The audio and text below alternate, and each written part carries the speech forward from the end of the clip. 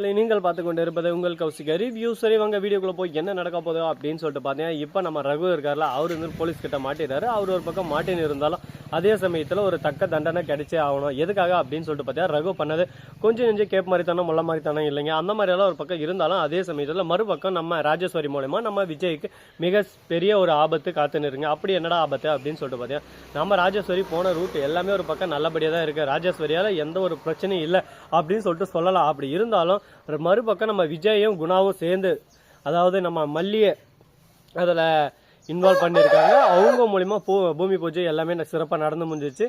அந்த ப்ராஜெக்ட் எல்லாமே ஒரு பக்கம் கைப்பற்றணும். இதை வந்து இனிமேல் நடத்தக்கூடாது அப்படின்னு சொல்லிட்டு ஸ்டே ஆர்டர் வாங்கிறாங்க. எதனால் அப்படின்னு சொல்லிட்டு பார்த்தீங்கன்னா, அது காரணம் ஒன்றே ஒன்று தாங்க. அது வந்து இவங்க புறம்போக்கு இடத்த வந்து இவங்க இடமா கன்வெர்ட் பண்ணியிருக்காங்க அப்படின்னு சொல்லிட்டு அந்த இடத்துல மென்ஷன் பண்ணியிருக்காங்க நம்ம ராஜேஸ்வரி. ஆனால் அது உண்மையான்னு சொல்லிட்டு பார்த்தா அது உண்மை இல்லை. இருந்தாலும் பணம் கொடுத்தா 10 நடக்கும்னு சொல்லிட்டு சொல்லுவாங்களா. இப்போதைக்கு நம்ம தள்ளி தள்ளி போடணும்.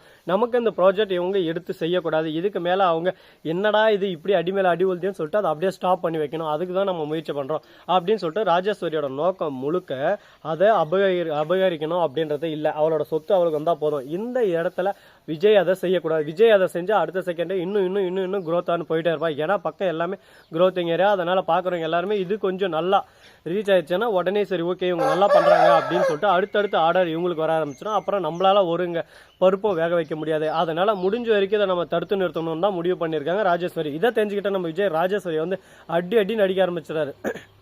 நீ எல்லாம் பொண்ணாடி, உனக்கு மனசாட்சின்னு எதானே இருக்கா? தேவையில்லாமல் என் வாழ்க்கையை ஏன் இந்த மாதிரி ஒரு பக்கம் சீரழிகிற?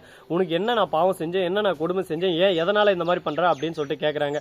நீ எனக்கு எதுவும் பண்ணலை, நானும் உனக்கு எதுவும் பண்ணலை. ஆனால் இருந்தாலும் நீ எனக்கு தம்பியாக பிறந்துட்டில்ல, சொத்தெல்லாம் திரும்ப அதுவும் எனக்கு கொடுக்குற மாதிரி கொடுத்து அதை மொத்தத்தையும் நீயே வச்சுக்கிட்டு இப்போ எனக்கு ஆப்படிச்சு பார்த்தியா, இதை எல்லாமே திரும்ப வாங்குவேன். உனக்கு எந்த ஒரு விஷயத்துலையும் இன்வால்வ் ஆகக்கூடாமல் உங்கள்கிட்ட பணமே இல்லாமல் ஒரு பக்கம் அடின்னு அடித்து நட்டு தெருவில் நிறுத்துவேன்.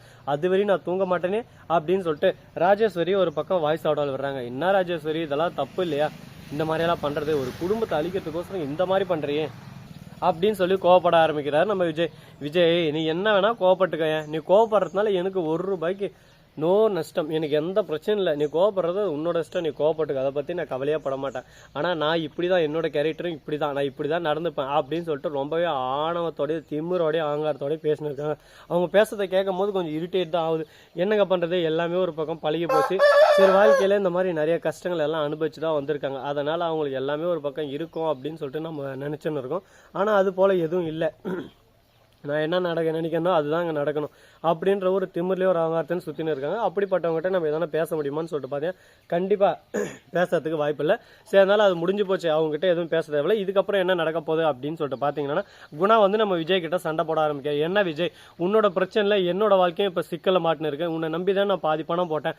இப்போ என்னடானா அந்த ராஜேஸ்வரி வந்து இந்த மாதிரி ஸ்டே ஆர்டர் வாங்கி வச்சிருக்காளே, நீ எல்லாம் நிறுத்திட்டு இருக்காளே, நான் இப்போ என்ன பண்ணட்டும்? என்னால் எதுவுமே இனிமேல் பண்ண முடியாது.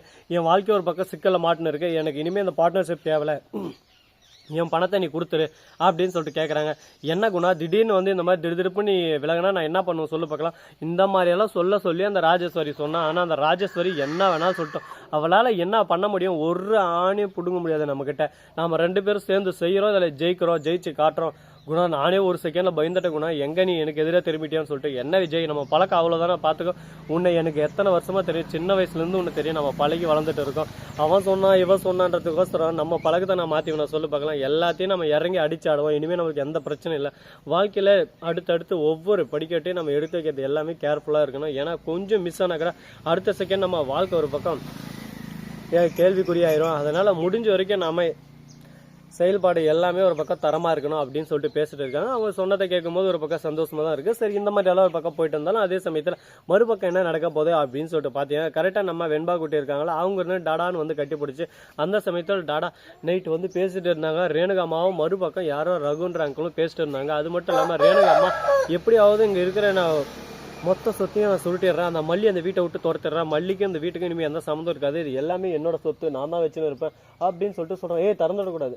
இந்த மாதிரி எல்லாம் ஒரு பக்கம் கோபமாக பேசிட்டாங்க. அந்த சமயத்தில் என்ன நடந்துச்சு அப்படின்னு சொல்லிட்டு பார்த்தீங்கன்னா, கரெக்டாக நம்ம ரகு இருக்கார்ல, அவரு இருந்து இந்த மாதிரி நாளைக்கு மீட் பண்ணோம் வா அப்படின்னு சொல்லிட்டு கூட்டம் இருக்காங்க.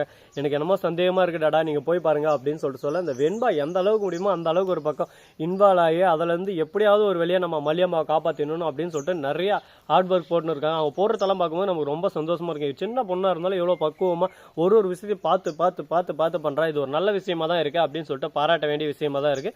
இருந்தாலும் நிறைய ட்விஸ்டாலாம் கொடுத்துன்னு தான் இருக்காங்க. அப்பப்போ சோடா கொடுத்துட்றாங்க. இது எல்லாத்தையும் ஒரு பக்கம் தாங்கி எழுந்து வரத்துக்குள்ள நம்ம வாழ்க்கை ஒரு பக்கம் ஐயோ என்னடா இது பட்ட இடத்துல திரும்ப படுமாடா, இதை எப்படா நம்ம இது பண்றது அப்படின்ற மாதிரி ஒரு பக்கம் கஷ்டத்துல தான் தள்ளப்படுறாங்க. சரி இருக்கட்டும், பாத்துக்கலாம். நிறைய பிரச்சனைகள் எல்லாமே ஒரு பக்கம் வந்தாதான் சுவாரஸ்யமா இருக்கும் அப்படின்ற மாதிரி ஒரு பக்கம் போயிட்டு இருக்கு. சரி இந்த மாதிரி எல்லாம் ஒரு பக்கம் போயிட்டு இருந்தாலும் அதே சமயத்துல மறுபக்கம் என்ன நடக்க போகுது அப்படின்னு சொல்லிட்டு பாத்தீங்கன்னா கரெக்டா நம்ம மல்லி இருக்காங்களா, அவங்க வந்து சிறப்பான ஒரு விஷயத்த செஞ்சு முடிச்சிட்டாங்க. அப்படி என்ன செஞ்சாங்க மல்லி அப்படின்னு சொல்லிட்டு பாத்தீங்கன்னா கரெக்டா நம்ம அதாவது பாபு இருக்கார்ல, அவரோட உதவியோட அந்த ரகுவை பிடிக்கிறதுக்கு எவ்வளோ முயற்சி பண்ணாங்க, பிடிக்க முடியல. ஆனால் இருந்தாலும் அந்த ரகு எங்கே இருக்கான் அப்படின்ற விஷயத்த தெரிஞ்சு போலீஸ் அதிகாரிக்கு டீட்டெயில்ஸ் எல்லாமே கொடுத்துருக்காங்க. போலீஸ் அதிகாரி பிடிப்பாரா பிடிக்க மாட்டாரா, என்னென்ன பண்ண போறாரு, அடுத்து அவரோட மூவ் என்னவா இருக்கும் அப்படின்னு சொல்லிட்டு நாமளே ஒரு பக்கம் ஆவலாக காத்துன்னு இருப்போம். நல்லபடியாக பிடிச்சிட்டா சந்தோஷம் தாங்க. ஏன்னா பிரச்சனை எல்லாமே ஒரு பக்கம் முடிவுக்கு வந்துடும். ஆனால் பிடிக்கலன்னா அது எந்த இடத்துல போய் முடியும், எங்கே போய் முடியும்னு சொல்லிட்டு சொல்ல முடியாது. ஸோ நண்பர்களே, இந்த வீடியோ பிடிச்சிருந்தா லைக் பண்ணுங்க, கமெண்ட் பண்ணுங்க, ஷேர் பண்ணுங்க, டிண்டிங் மேலே தட்டி விட்டு போங்க. அப்பதான் நான் போகிற அடுத்த வீடியோ உங்களுக்கு உடனுக்குடன் நோட்டிஃபிகேஷனில் வந்து கொண்டே இருக்கும். மிக்க நன்றி. தேங்க்ஸ் ஃபார் வாட்சிங். Tata, see you. நன்றி, வணக்கம். முந்த நம்பருக்கு தருகேன்